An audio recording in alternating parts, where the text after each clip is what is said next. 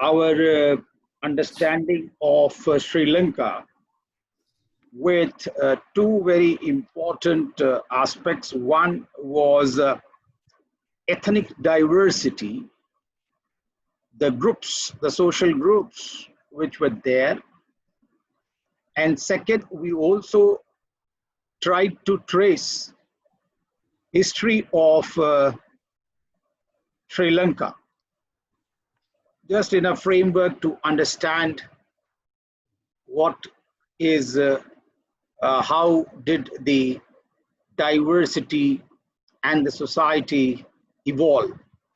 Today, we will like to do a little bit of ancient history of Sri Lanka. And this is very important to record this history because this explains the contemporary ethnic strife or the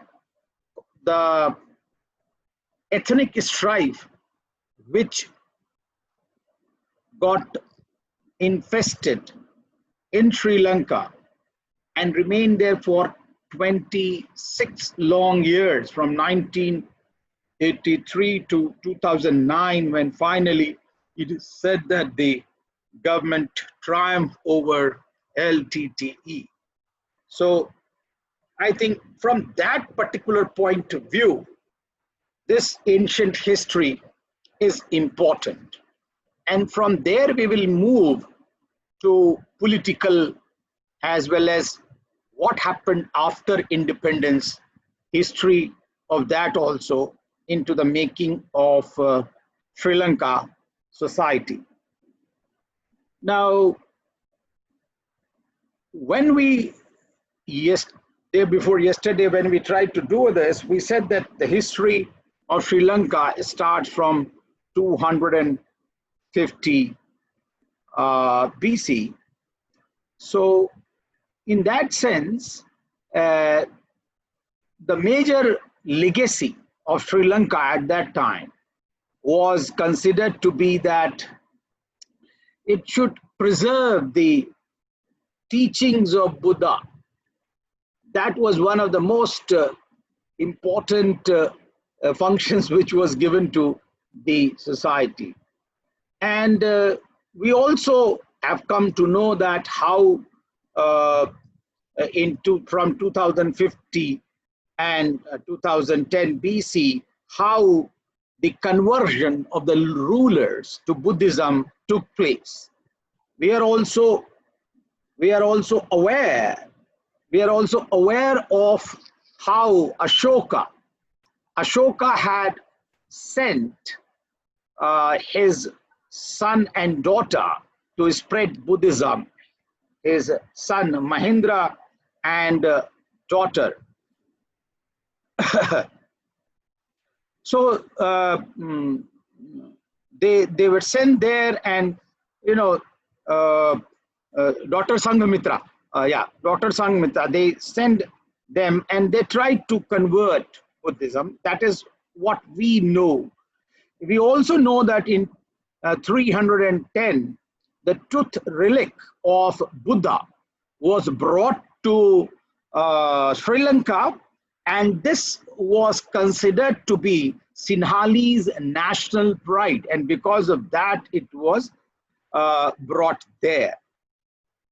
We also have come to know that from written history, that is where actually we are talking about, that there is a historiography, and that is why we know something very authentically. We know much of the early history of Sri Lanka because of this historiography. And this is specific to South Asia, it is said. Now, we also know that how Sri Lanka attracted merchants and pilgrims from Rome to China and from Middle East as well. Now, from where we are trying to argue this, two very important texts are there, which uh, we want to refer here that they tell us the early history. Two very important narratives. One is Deep Vansa, Deep Dibavamsa,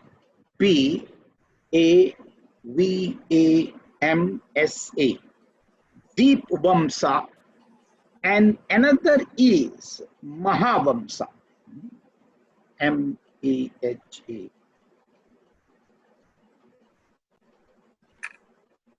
Mahavamsa.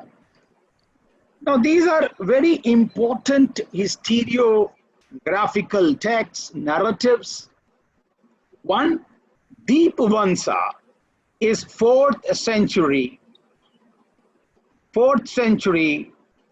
text, and Mahavamsa, in English, if you translate, Deep Vansa says lamp of the lineage. Deep Vansa is lamp of the lineage, and Mahavamsa is great lineage. You can translate this literally. So 4th century is the Deep Vamsa, and 5th century is Great Vamsa. Now they were written in Pali, and they provide the chronology. Pali, okay.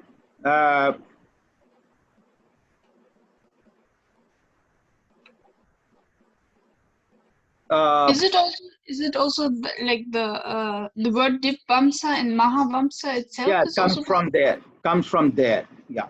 okay. So these texts were written in Pali, and they provide a chronology of the Sinhali kingdom about approximately about till 300, and later texts continue the history of the modern times. Okay, so it's very important text, and what is written there, I think it will be good for us to understand. However, you know, it is also criticized, so these texts are also criticized that they provide us a very narrow and incomplete picture of the ancient Sri Lanka. So we have to keep this mind also, or we can say that this is one of the Deep Vansa and Mahavamsa. They are basically one of the important narratives which tell us the history. Now, Mahavamsa, if you take, it constructs a history for Sri Lanka, of Sri Lanka for past, you can say that it provides the foundation, the history which is constructed in Mahavamsa.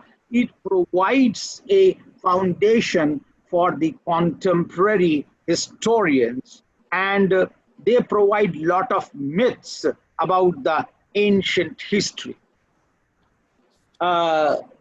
It contains historical details that were, of course, centuries old, and it also has details of the distance. You can say it was some away, half continent away of the history that it is telling us.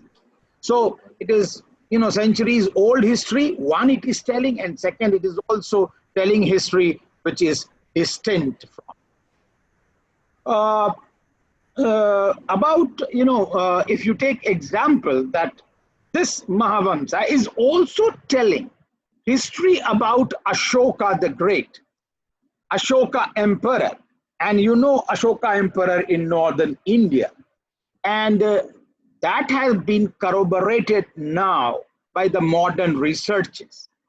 It also, Mahavamsa actually begins with a very important narrative, or we can say myth or mythology. Now, this is a magical connection of Buddhism or Buddha with Sri Lanka. So Mahavamsa begins with the story of Buddha, magical connection of Buddha with Sri Lanka. Very important connection, and mythologies do play an important role in ethnic crystallization. That is what I'm trying to argue, and that's why I am trying to give you such detail of this history, how these constitute ethnicity and differentiation within the society. So it is said that Buddha had a direct connection with the island, and of course the one stream of Buddhism that was basically brought here. But what is somewhat conflicting aspect is that Mahavamsa dates the life of Buddha to 6th century BC. And it is said that 6th century BC means 200 years earlier than the recent scholarship suggests. So I'm really skeptical that why I don't have an answer for this. But what is important for us to note here is that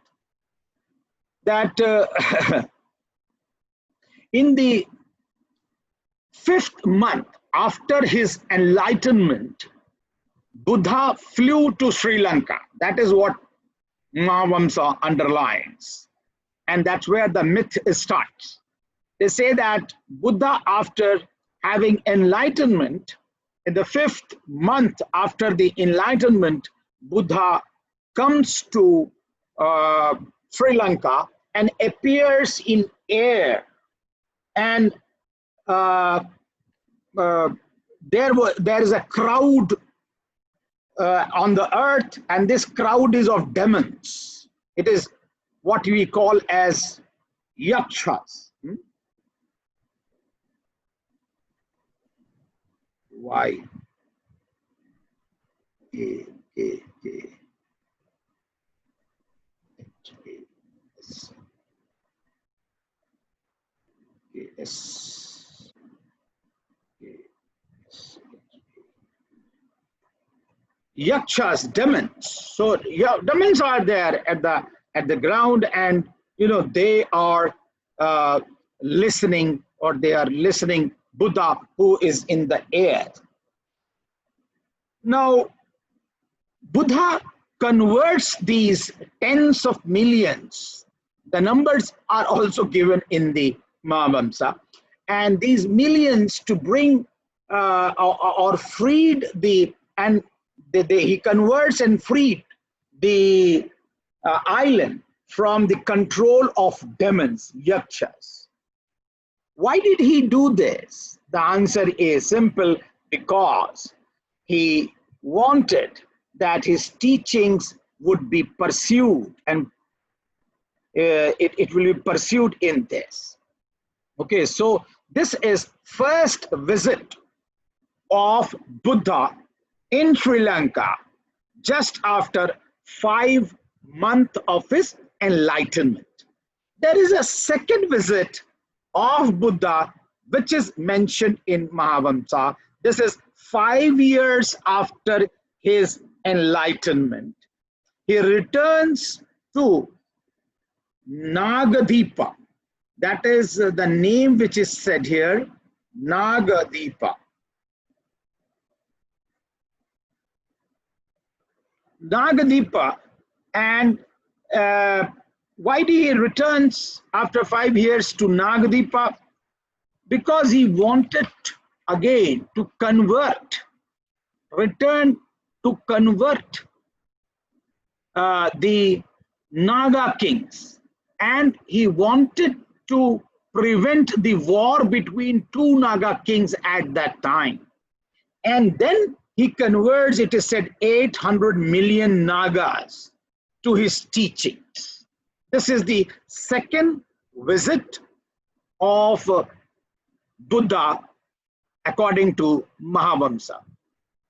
Not only that, now we know that Nagadipa is in the another corner of one was, of course, he visits Sri Lanka, that he says that somewhere in the central, now it's north. The third visit, later visit, there is a third visit also, that is Kalyani, now which is near Colombo. So the third visit to consecrate a site, and he creates a site for building a vihara. Vihara, we all know, is a church in, say, according to vihara, we mean church in Buddhism.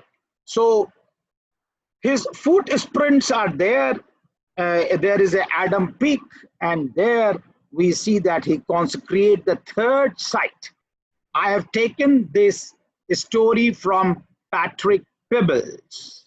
Okay, he is telling, Patrick Peebles, in the book The History of Sri Lanka, page 14.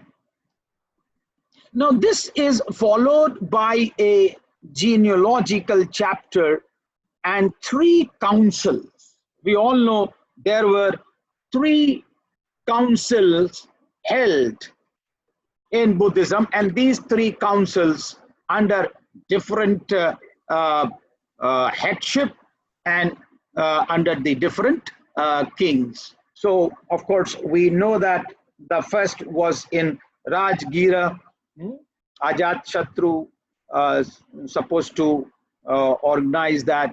The second was, of course, in 304 BC. It was in Vaishali, and third was in Patliputta, organized by Ashoka. So we know that there is a history of this, that there were basically, and Mahavamsa also records this.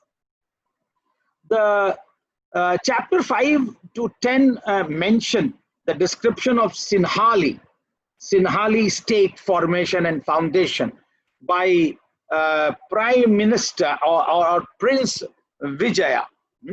Vijaya.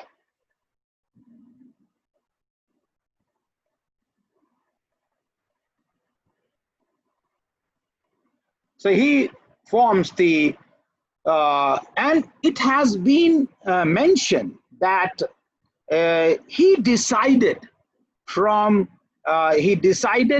to trace his descent. He tried to trace his descent from lion, and lion, therefore, you know, lion is Siha,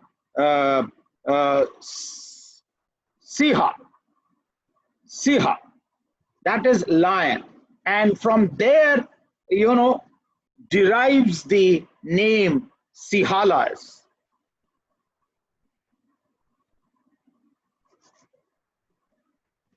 And of course, Sihalis as well.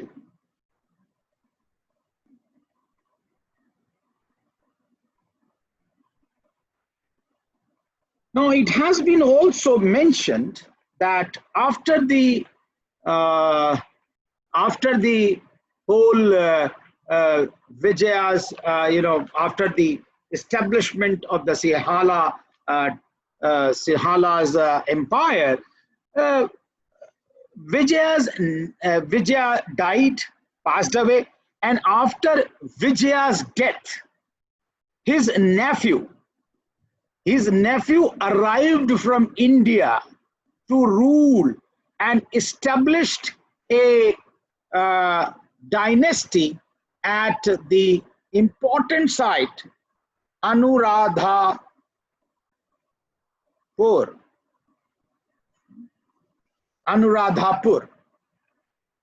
Now this is very important, one aspect of the history.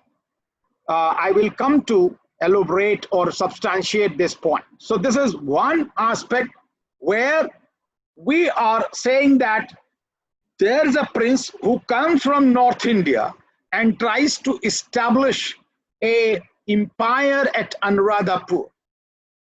Now let us come to a history of South India.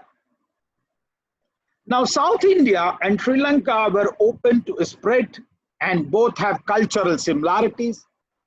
We know that Sri Lanka and South India, they have cultural similarities, and these from the very ancient time, these cultural similarities were substantiated by megalithic burials. How the dead were buried, there is a similarity between the two. Now, you can definitely say that diffusions, cultural diffusions can take place independently, not necessarily there may be a relation. So similarities is not necessarily there is a dovetail relationship. It can have also come from diffusions. But they say that there is similarity of the cultures. Now, therefore, we come to understand about the ethnic identity of the Sri Lankan people here. Now there has been much speculation as to the ethnic identity of the population living in Sri Lanka. But the problem is now that it has become controversial in the modern times, the ethnic identities. Therefore, it is interesting to note that Sinhalese account, the Sinhalese account minimize the contact with the South India. Whatever the Sinhalese account are there, they minimize the connection of Sri Lanka with South India and exaggerate their contact with the northern India. And we all know that Buddha comes from, of course, his all sermons were in North India. While the Tamil accounts, they underline the cultural similarities between South India and Sri Lanka, and they use these similarities to argue that Lankan culture has originated from Tamil culture. So this controversy also has to be kept in mind when we evaluate the contemporaneity of the ethnic violence. But just to give you a historical analysis of this account, what the historians think of this, that whether the Sri Lankan culture comes from Tamil culture or whether it comes from North Indian culture. What is the real conclusion which the historians draw? And it is very interesting for me as well to understand this. It is said that Lankan culture possibly precedes Dravidian culture and Indo-Aryan influences. So the historians argue that the Lankan culture precedes the Dravidian culture, which is considered to be mother of the South Indian culture, and also Indo-Aryan. Now the historians argue that both of the cultures might have evolved from Indus Valley culture. They have evolved greatly from, and generally we know that Indus Valley culture is thought to be parent of the Dravidian culture. It is said that the Indus Valley culture is the parent of the Dravidian culture. And Aryan culture originated in the northwest of India and diffused slowly to south. So they argue that South India and Sri Lanka were at the end of this chain, and therefore diffusion has reached them gradually. It has reached gradually. So the time or date which is given for this culture diffusion is first millennium BCE. Okay. So it's important to note that we come to know that how evolution of the Indus Valley culture has gradually diffused from South India to the Sri Lanka. So when the Sinhalese tried to trace their lineage from northern India, and the Tamil, Sri Lankan Tamils, they try to trace the culture from the South India, they basically both do not have, justification. This is another aspect of the history which has to be kept in mind, that why this controversy is so important to be understood from historical perspective. Let me come to little bit of the empire which was created by the descendant of Sinhalese, Anuradhapur. Anuradhapur was said to be largest city in South Asia outside North India.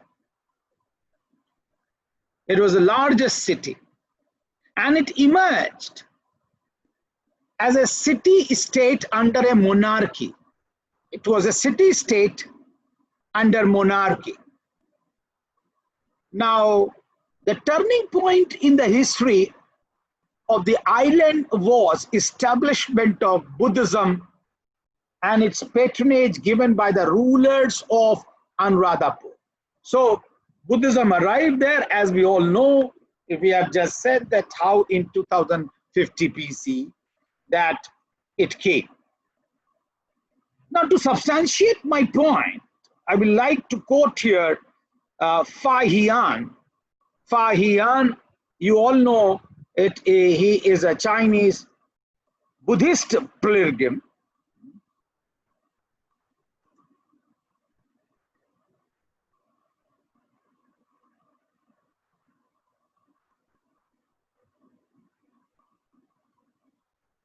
Buddhist pilgrim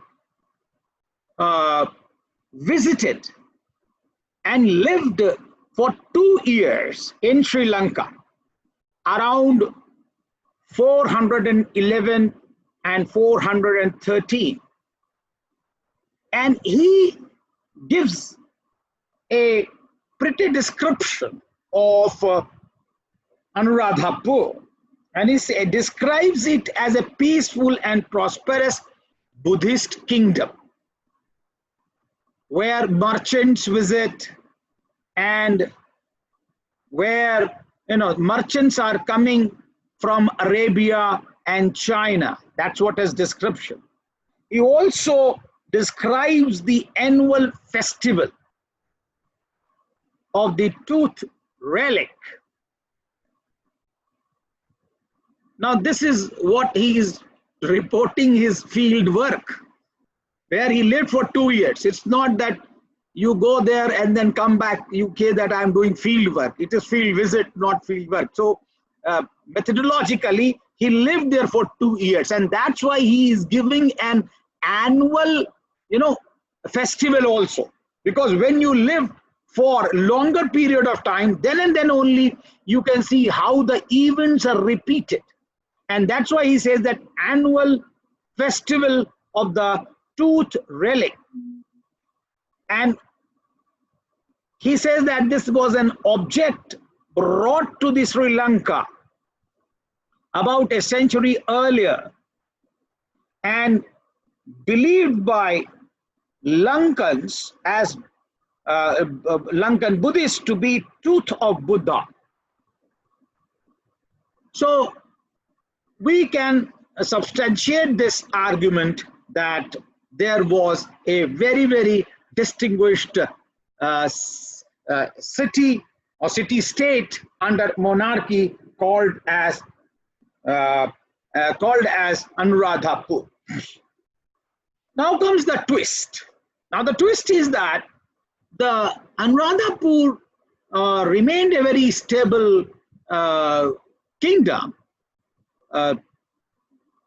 and the peace and tranquility of this kingdom was disturbed by invasion from South India, 429 AD. The stability of the kingdom came to an end with the invasion of South India in 429. And this is when, we know that South India by now South India had undergone a cultural revolution, which is known as Sangam Age, Sangam Revolution, Sangam Age. That revolution is gone. And after that, you all know that how these kings, they started their, especially the Pandya king.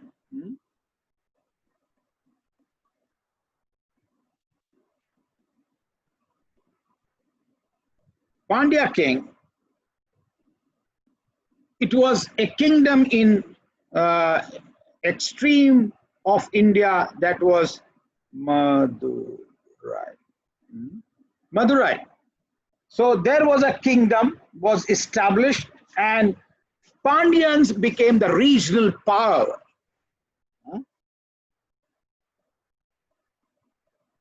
It is also said that 7 kings ruled in succession in Anuradhapur from 429 to 455. And then, this were actually having a uneasy relationship between Pandyans and this. But after the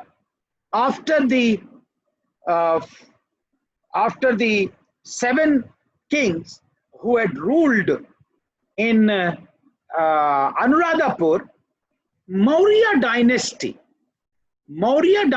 was established.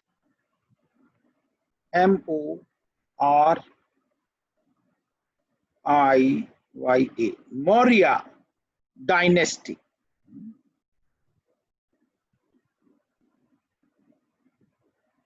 This was established by a noble man, not a king, but a noble man,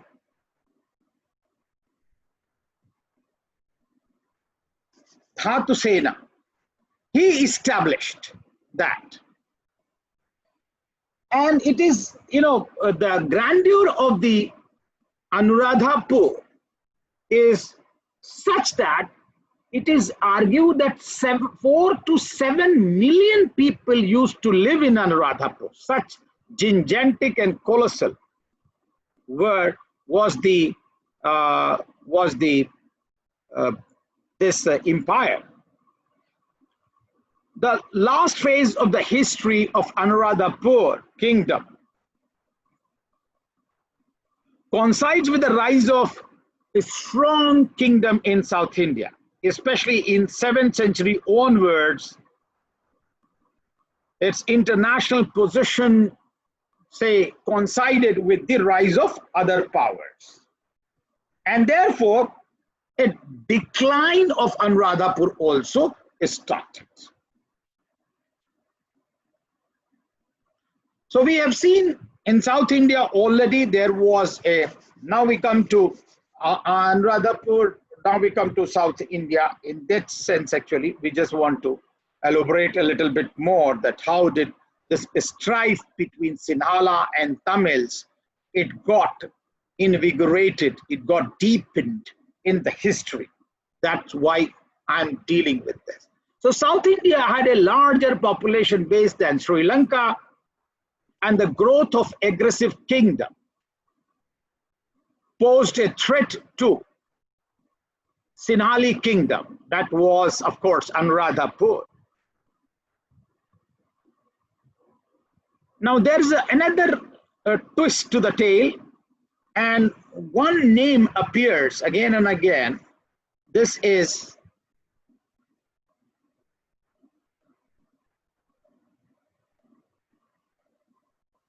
Manavaram. Now Manavaram is a Sinhali prince who is unable to succeed to the throne. And what he did, he goes to Pallava king. And we know this is an important name to remember, I think.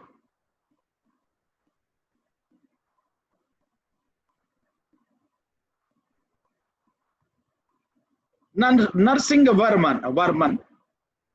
Narsinga Varman in the 7th century. And what happens that Manavaram, when goes to Narsing and asks for help, before asking help that he will come to Sri Lanka and help him, Manavaram helps Narsinga Varman to defeat one kingdom in India. And in return, the Pallava king sends his army to help Manavaram.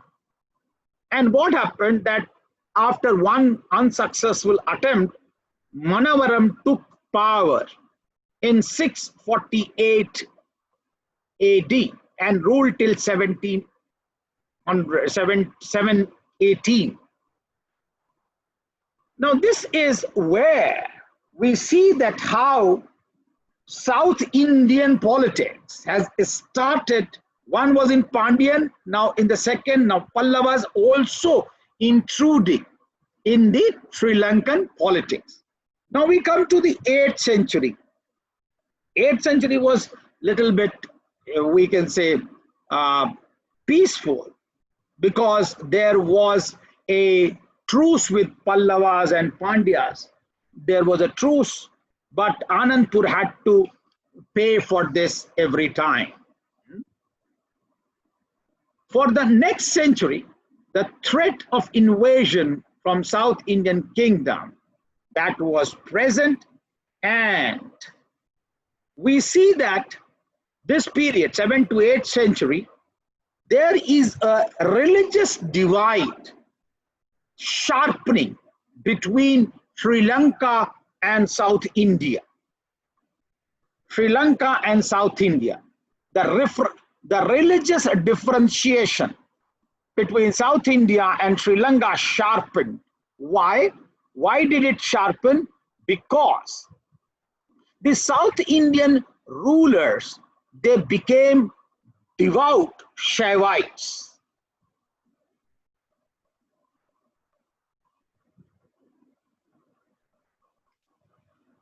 They became devout Shaivites or Shaivite Hindus from the 7th century onward.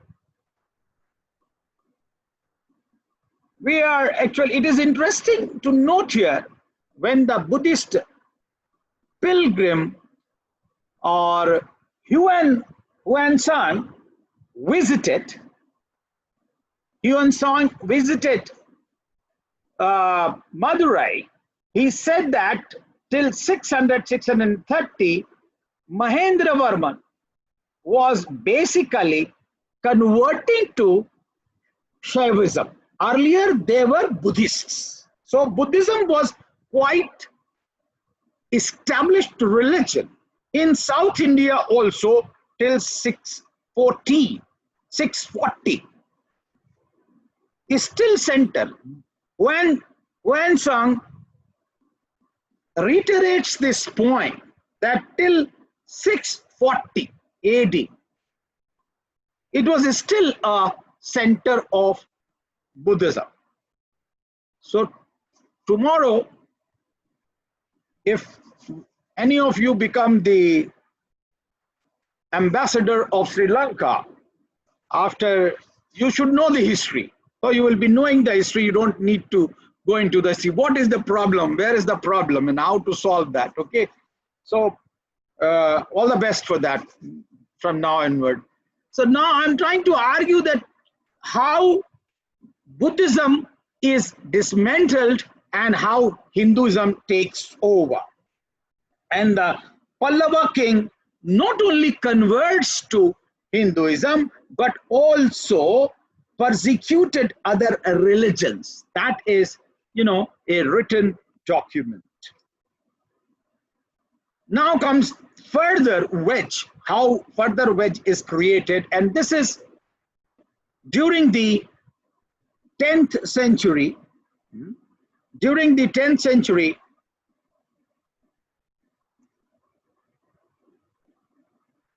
the Cholas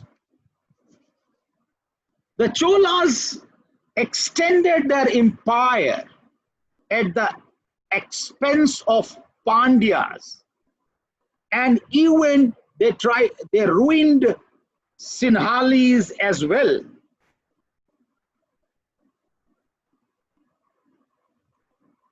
So they extended their empire, and you know, they had 3 invasions.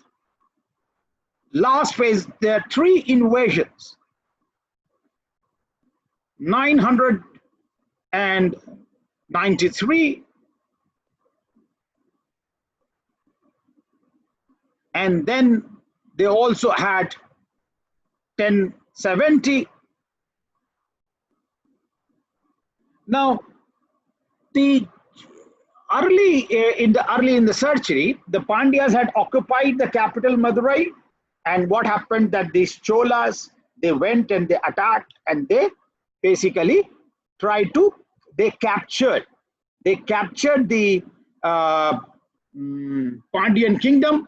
Now what happened? Pandyans run to Sri Lanka for a refuge. Now Cholas get angry that how could Sinhalese give shelter to the Pandyan kings, and therefore what happened?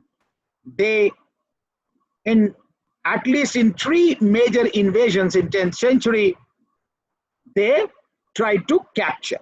During the last of these, in 993, Mahindra V abandoned Anuradhapur, his kingdom, and goes away, and therefore Cholas captured that. And the Cholas started governing the heartland of the Anuradhapur. That's why I discussed Anuradhapur, so that when it comes now, you should not be asking question, what is Anuradhapur all of a sudden. So that's why I gave you a little bit of description. So Anuradhapur, they started as a province of the Chola Empire, and they ruled it till 1070. They ruled, and after that, what happens when the Chola Empire became very vast, unwieldy, so they were not able to govern, and therefore they gradually withdrew from there. But during this period, Chola had moved their capital from Anuradhapur, 100 kilometers away from there. One was, I should spell it out, that this was Polo, Polan, Polo, Narua.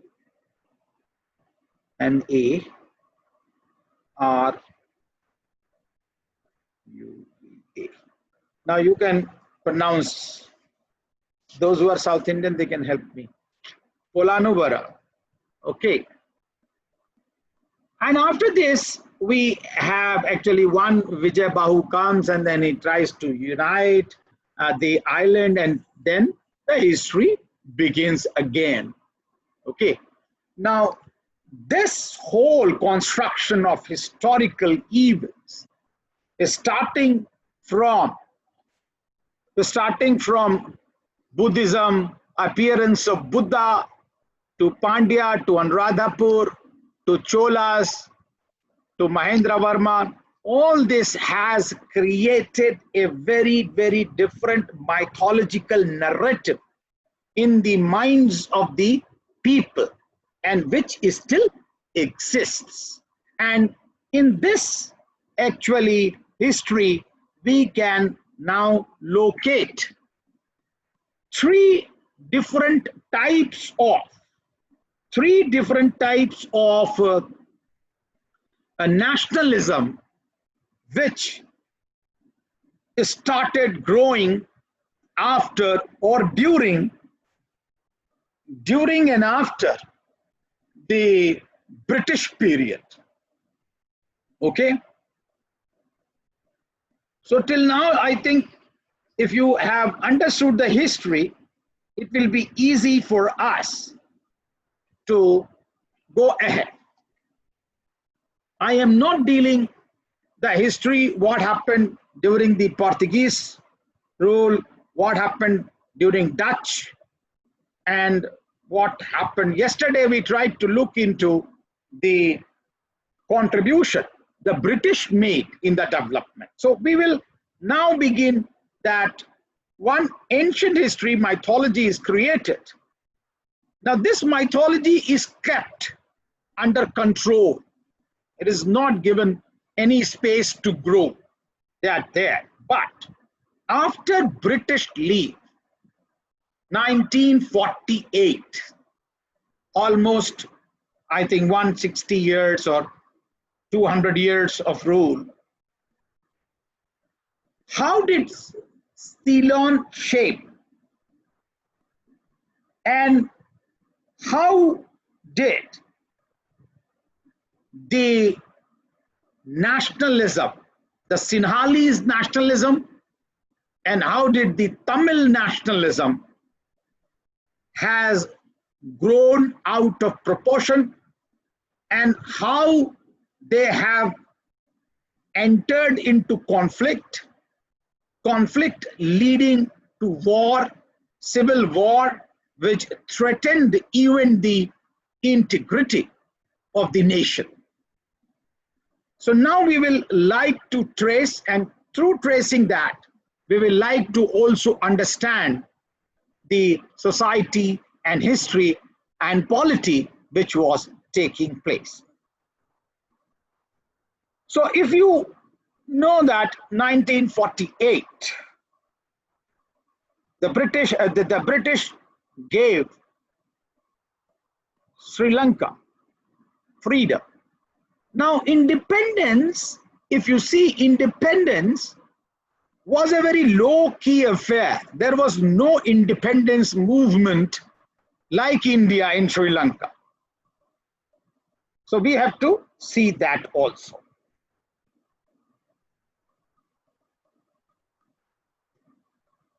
We also know that after independence, the United National Party, uncle-nephew, some people say it is uncle-nephew party, but it is basically, I will also give you a little bit of detail for that.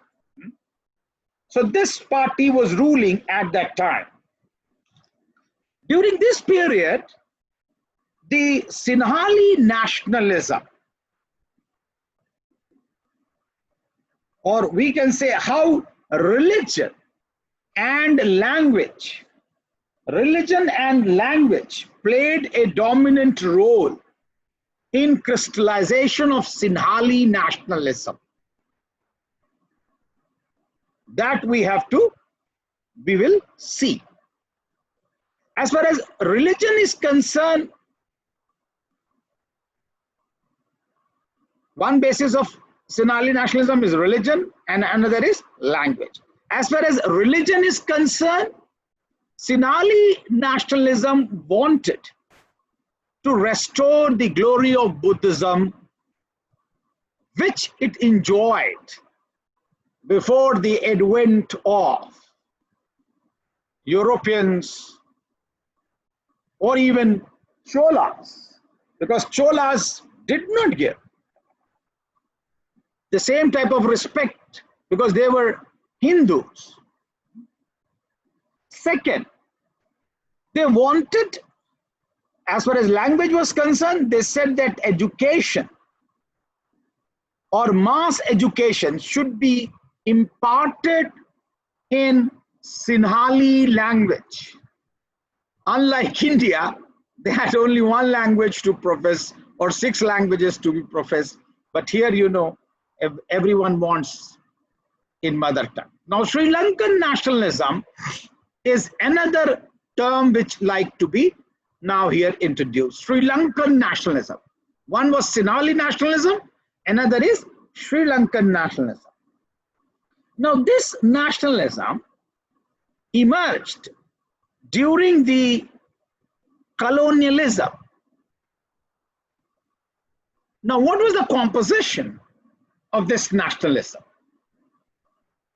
It is said that the Sri Lankan nationalism included both Sinhalese and Tamils, the English educated elite from both the sides. They were included. And this nationalism was fighting a united battle against a common enemy, which was British. And therefore, they had an inclusive policy.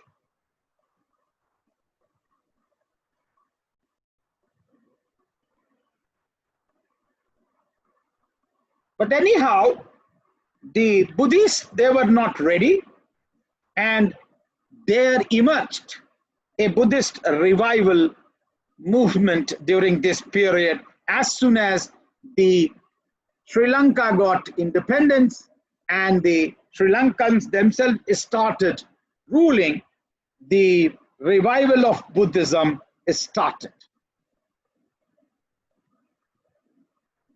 We can say that it started because it had already lost the glory, and therefore they wanted to capture the glory of the religion, that is Buddhism.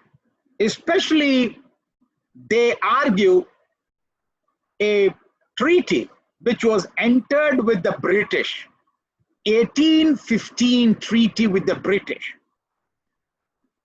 And this is in Kandyan Kingdom.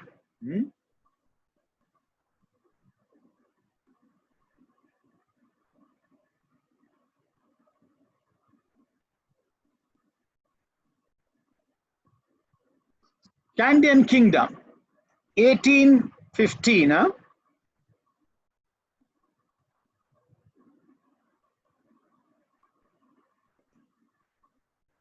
So British had promised the rulers of the Kandyan that they will give proper respect and they will have a proper lookout for the Buddhism, and they will put the same status of Buddhism as it enjoyed earlier. However, in 1853, the British went back to their words and promise. It is said ostensibly, because of the pressure of the Christian missionaries, that the British went away. We all know similarly in India what happened.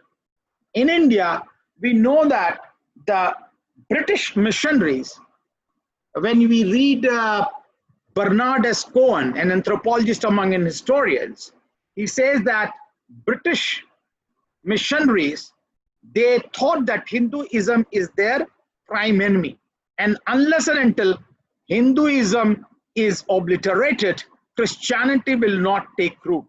Similarly, in Sri Lanka, they were saying that if the Buddhism doesn't go, Christianity will not take its root. So under these circumstances, the Buddhists thought that their religion is in danger. And not only religion is danger, but their whole fabric of life is in danger. Their culture, their language, their day-to-day life, their rituals, all are in danger. And therefore, this socio-political development in the island had a socio-psychological impact on the thinking of the Buddhists, and they started a very militant movement in the later half of the 19th century.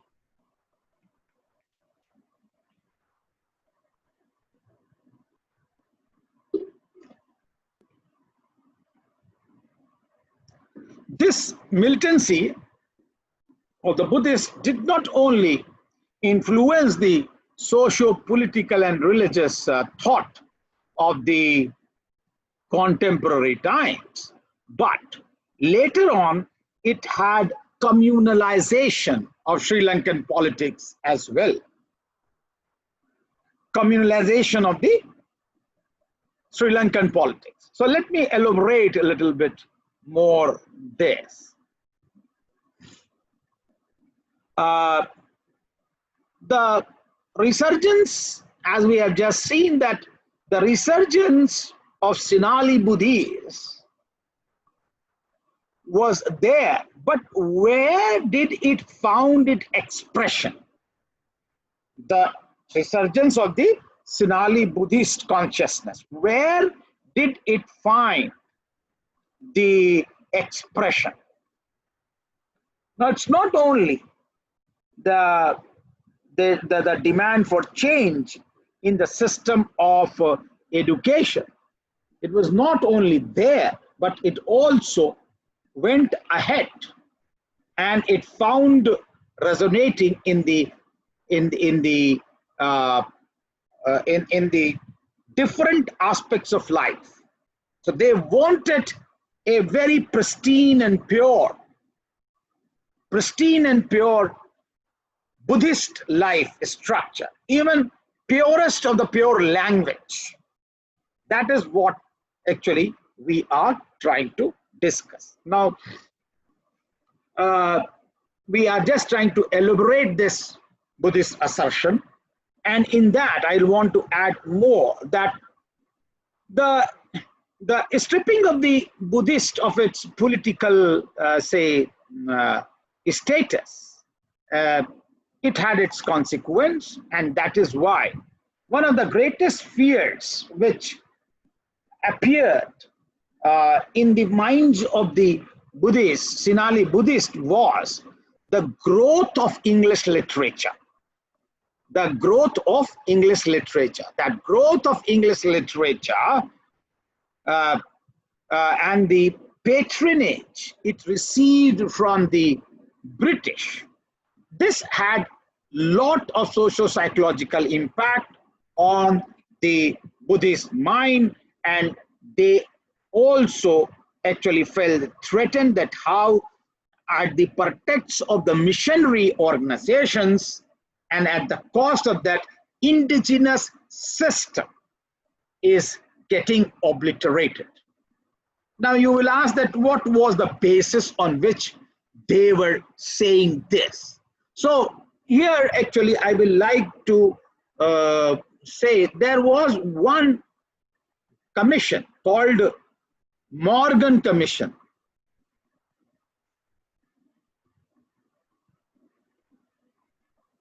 Morgan Commission, 1867, brought in an educational system, and it is, of course, this system is better known as denominational system.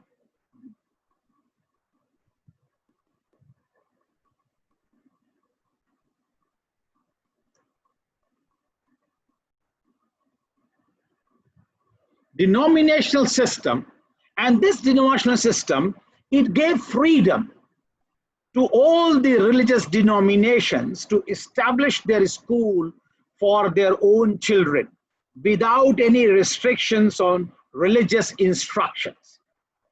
Now, on the face of it, this policy looked very, very progressive. It looked very democratic, but in reality, it was not. Why? Because there were paucity of the funds with the Hindus and the Buddhists, and government had no patronage for them. The Buddhists and the Hindus organizations were not in a position to develop their own schools because they did not benefit from the policy. On the other hand, the real advantage was gained by the Christian missionaries and in particular the Catholics. So they got patronage from the state, and therefore they could open the schools. Now, in this environment, if you see what was the outcome of this policy, it is said that by 1865, 1868 or so, 65% of the all children attending schools, they were Christians, and 27% were Buddhists, and the education also got privatized. So in this context, the Buddhists started fearing that, look, their whole indigenous culture is being spoiled. Now, where did this whole resurgence of how did they manage? How did they engage with this fear?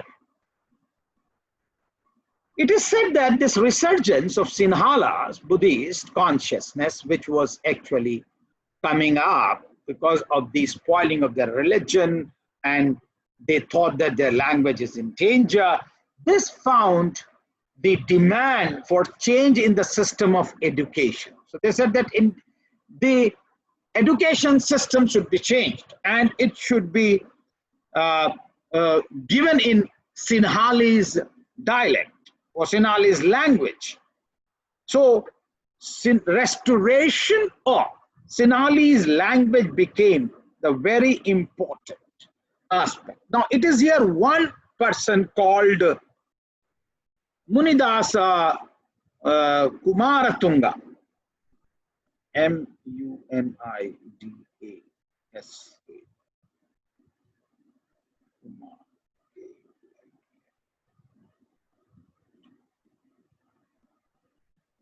Munidasa Kumaratunga, he was an outstanding figure of the Sinhali literary revival. So he led the literary revival, and he started another movement later on called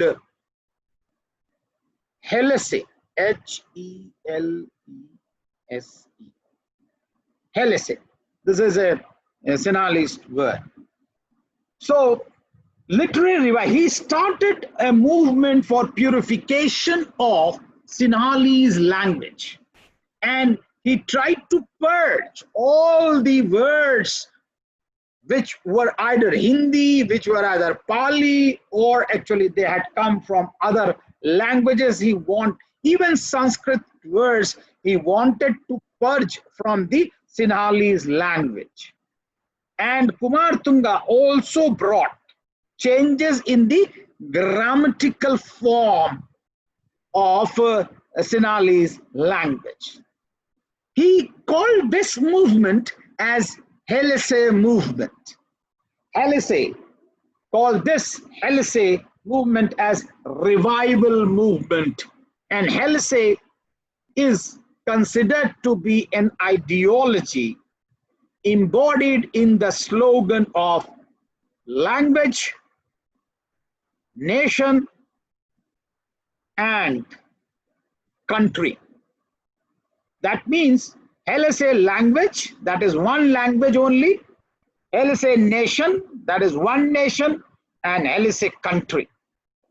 So you can compare it with a little bit of ethnocentrism, that all what is Sinhali is the most important, and that has to be given proper respect.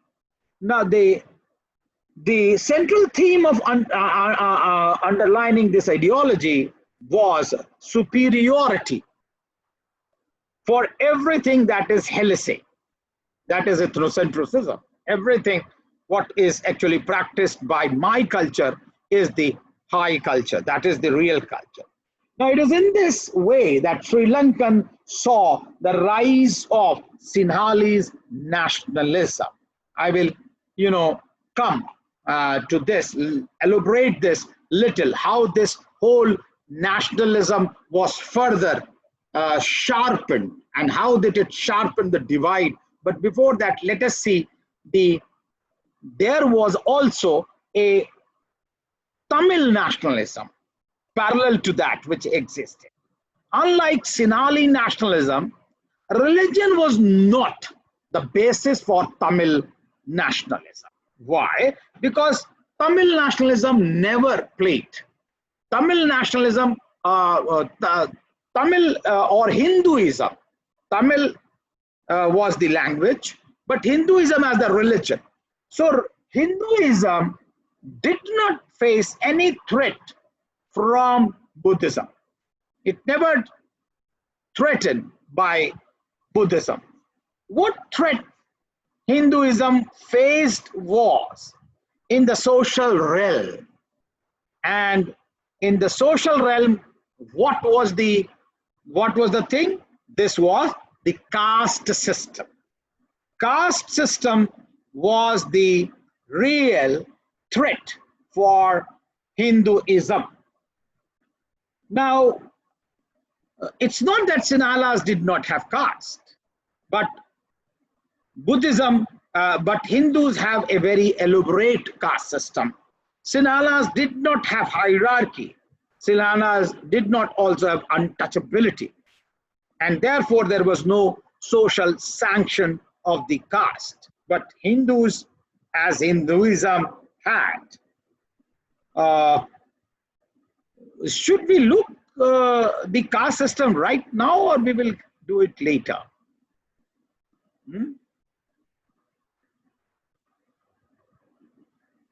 What do you say?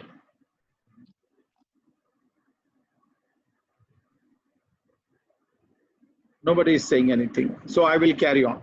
So the Vellalas among the Tamils, Vellalas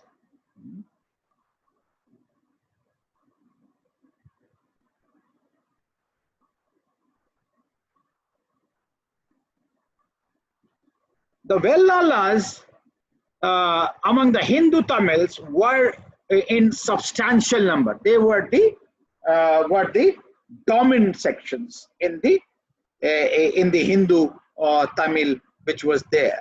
They were in majority, and because they were in majority, they were basically having a domination. They used the sanction of the Shaivite orthodoxy to maintain their privileges and hegemony at the expense of lower caste, particularly untouchables of Hinduism. Now, this is important for us to note that when the LTTE movement came into existence, how did LTTE crossed this division of caste and untouchability and created an ethnic movement of LTT? This is very interesting, that how did they cross. I think we will do an article by Tudor de Silva on this, how did they pass through. But I think right now that there was an allegation on the Tamils that they have untouchability, they have domination of the Vellalas on the lower caste. Yes. Sir, could you please explain it further? How I could not understand that Vellalas and all these things. We will do that. That's what I said, that we will do that in a particular article. But right now I'm saying that Vellalas are basically the dominant sanction among the Tamil Hindus. And because they are Hindus and they are numerically dominant, they have kept their hegemony and their superiority intact, and they maintain a orthodox privilege from the others as untouchables who are there, and they try to practice untouchability in Sri Lanka as well. Now, therefore, there is an allegation, and whenever Tamils try to, the Sri Lankan Tamils, they try to assert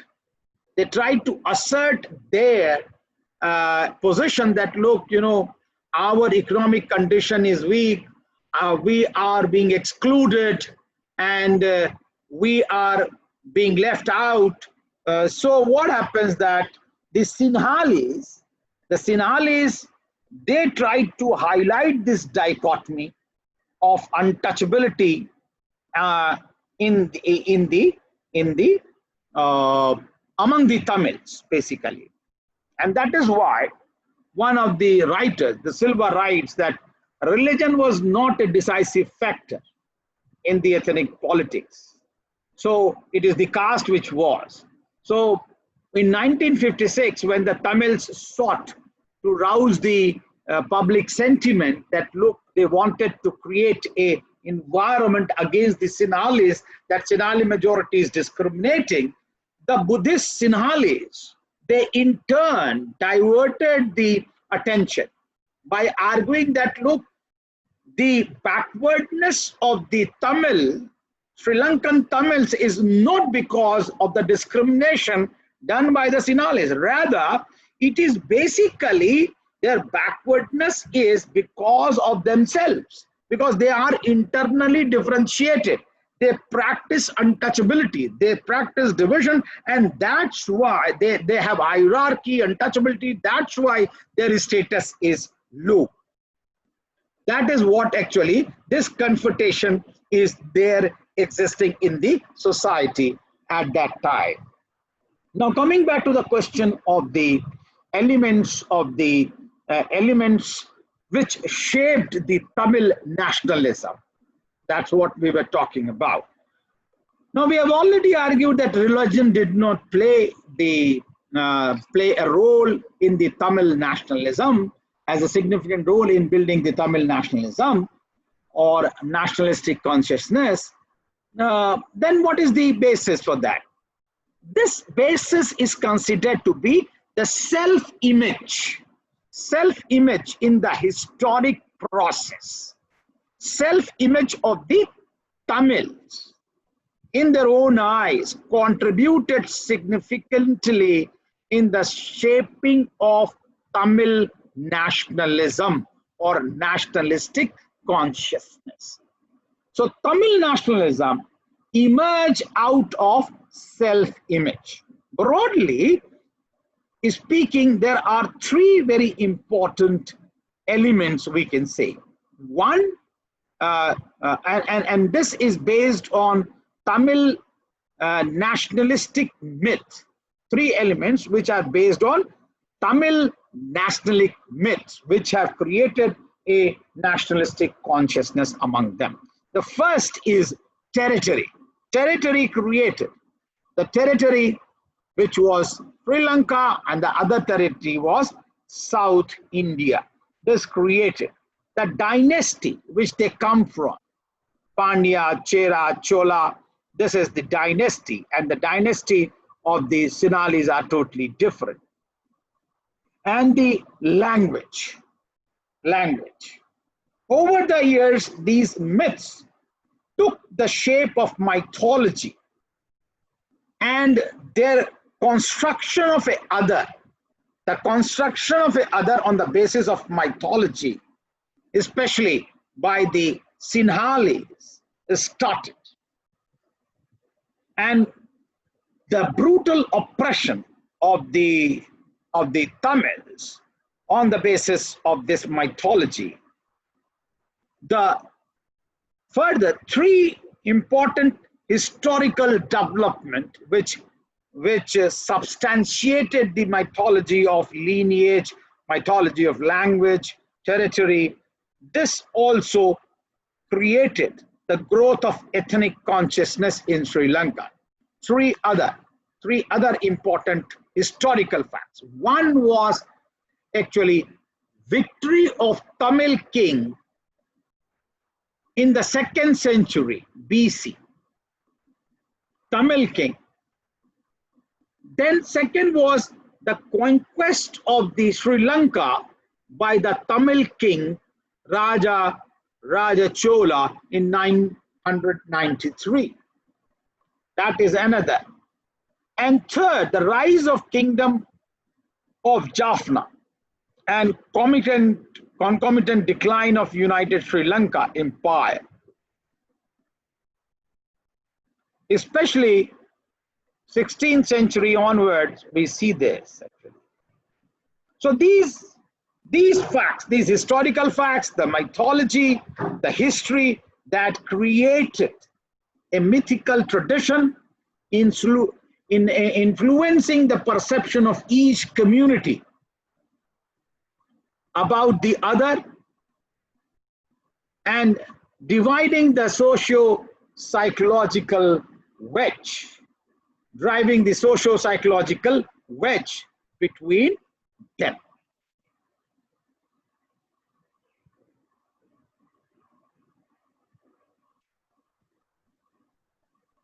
Now, just to elaborate that, one of the scholars have put this whole situation. Many Sinhalese may not be willing to accept the fact that Sri Lankan Tamils constitute an ethnic formation highly independent of South India. So Sinhalese don't believe that the Tamils who exist in Sri Lanka, they are independent of South Indian society. They're not part, the culture, the celebration, the ritual, they're not part of it. They have independently grown in Sri Lanka. Sinhalese are not ready to accept that. In fact, historically, the Sri Lankan Sinhala, if you see that reality, what is the reality? The reality is that historically, Sri Lankan Sinhala and Tamils formations have been highly interdependent. They existed with each other. Commonality of the language and religion between the Sri Lankan Tamils and the Indian Tamils, they had no relationship.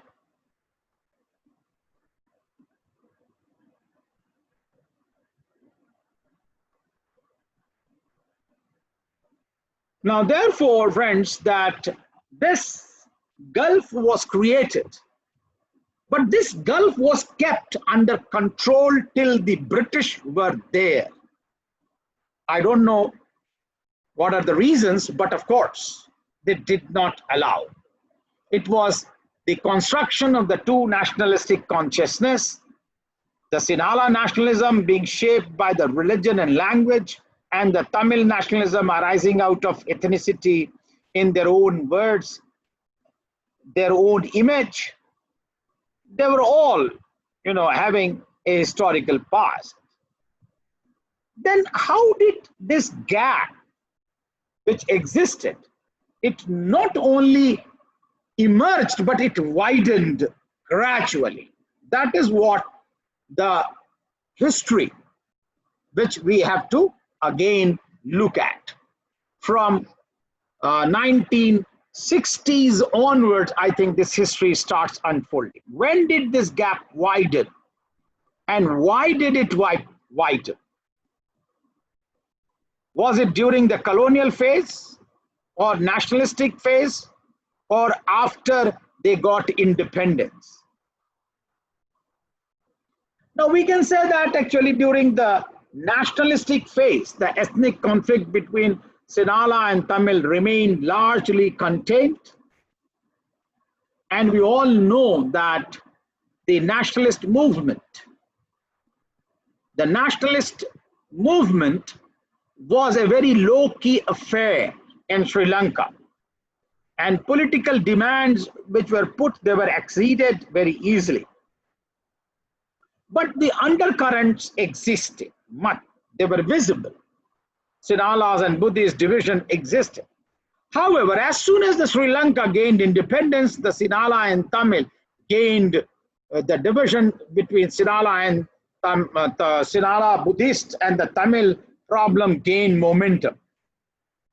The decades, of course, the 50s and 60s, the crystallization of ethnic cleavage started. Okay. Now, what is important for us to note here is that the Sinhala Buddhist got help of the political power. It is here that the Sri Lankan Freedom Party, or we can say Bandar Naike, Bhandar Naike, Bhandar, Bhandar and I-A-K-E. Bhandar Naike. Bhandar Naike, SWRD Bhandar Naike, came to power. And during this period, in 1956, after independence, this is the time, 1956, he came to power. And during this period, Buddhist chauvinism forced him to accept their demand. And Bhandar Naike readily accepted. That means a political patronage was given to Buddhism as soon as the independence. I'm talking about 1956. This is the third general election taking place at this time. And he committed himself to abide by the commandments of the Buddhists. And the commandment was, of course, very simple. And he started bringing change. The salient categories, gradually, the Sinhala only policy, one of the very important policy. 1956, people argued only Sinhala policy.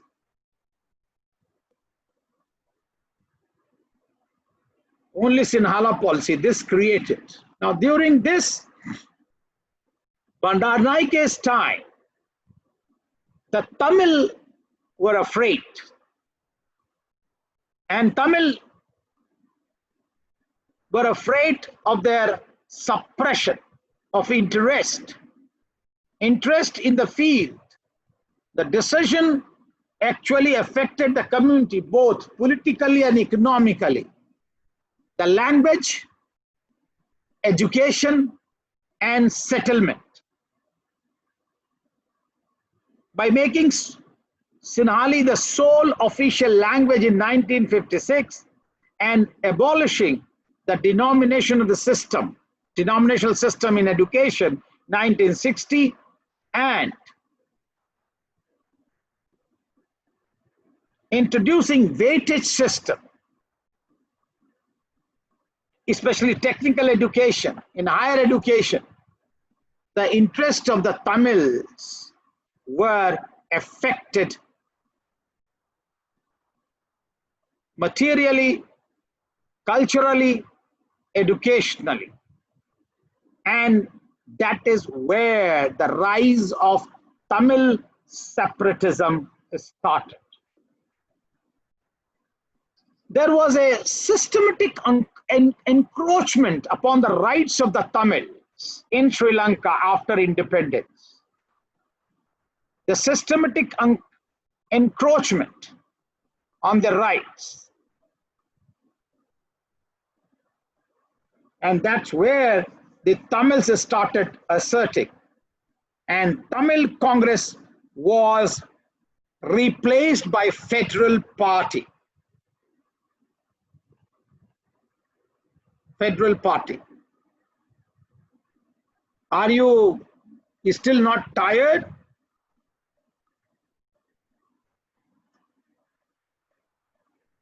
Should we carry on? We should do it next class. No. Yeah, I think it's 1.5 hours, huh? Yeah. Yes. Okay.